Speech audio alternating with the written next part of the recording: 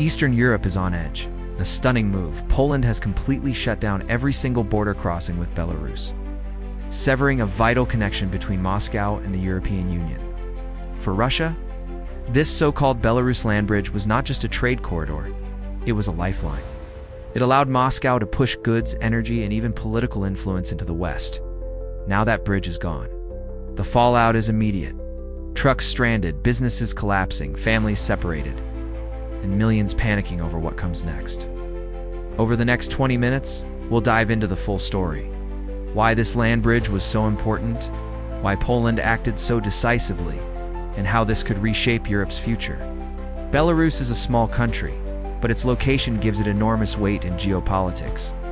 Sitting between Russia and the European Union, Belarus has long been a strategic transit zone. From Moscow's perspective, Belarus serves three key purposes: a military buffer against NATO, a trade gateway into Europe, bypassing stricter routes, a political ally, willing to align with the Kremlin's ambitions. This is why analysts often call Belarus a land bridge. Its highways, railroads, and border crossings link Russia directly to Poland, Lithuania, and the EU beyond. Without this bridge, Russia is far more isolated. Poland's announcement stunned the region.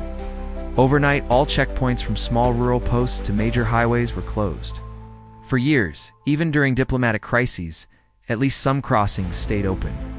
But this time, Warsaw decided to shut the door completely. Officials cited national security concerns, the weaponization of migration through Belarus, and the growing risk of Russian infiltration. The impact was instant. Cargo convoys stretched for miles with no path forward. Border towns that once thrived on cross-border trade fell silent. For ordinary people, what used to be a routine crossing became an impenetrable wall. Beyond geopolitics, there are human consequences. Thousands of drivers, many carrying perishable goods, are stuck at frozen checkpoints. Some have been waiting for days without food or proper shelter. Inside Belarus, residents rush to supermarkets, fearing shortages. Basic supplies like cooking oil, sugar, and medicines are suddenly harder to find. Families who live on opposite sides of the border are cut off from one another. For millions, the land bridge wasn't just a political concept. It was part of daily life, shopping across the border, working seasonal jobs, or visiting relatives. Its closure is deeply personal. From Moscow's viewpoint, Poland's move is a serious blow. Already cut off from many Western markets due to sanctions, Russia relied heavily on Belarus to keep trade flowing.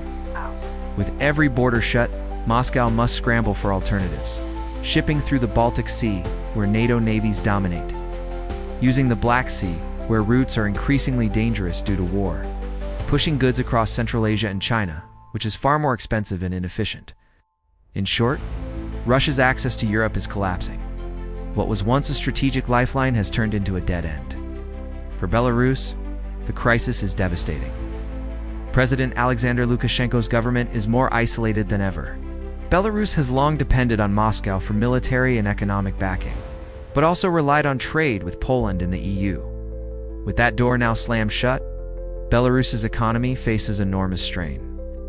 Factories can't export, farmers can't sell crops abroad, and businesses lose customers overnight. Belarus is now trapped, squeezed between a struggling Russia on one side and a hostile NATO frontier on the other. Why did Poland make such a drastic move? Several reasons stand out. Migration warfare.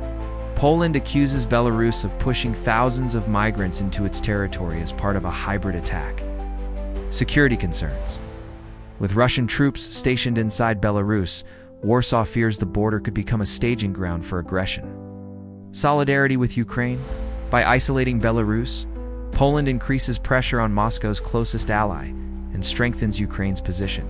This is not just border control. It is a deliberate strategy to weaken Russia's grip on Europe. So how might Moscow react? Analysts suggest three possible paths. 1. Tightening control over Belarus, integrating the two countries even further, essentially erasing Belarus's independence. 2. Finding new corridors, turning to Turkey, Iran, or China to replace lost trade. 3. Escalating tensions, accusing Poland of provocation and increasing military drills along the border. But no matter the response, the reality is clear.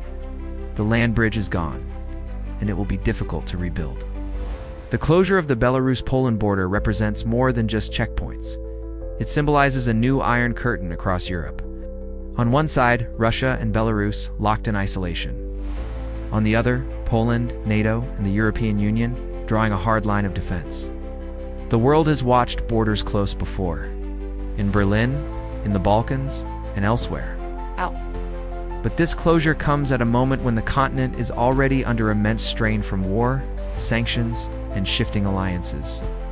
The stakes are higher than ever. Poland's decision to shut down all border crossings with Belarus may one day be remembered as a turning point, a symbolic act that transformed Belarus from a bridge into a barrier. For Russia, it's a painful reminder of its growing isolation. For Belarus, it's a tightening trap of economic decline and dependency. For Poland, it's a bold move to secure its people and show its strength. And for ordinary families, workers, and travelers, it's a moment of loss, disruption, and fear. The land bridge is gone. The question now is whether this marks the beginning of a safer Europe or the start of even greater confrontation.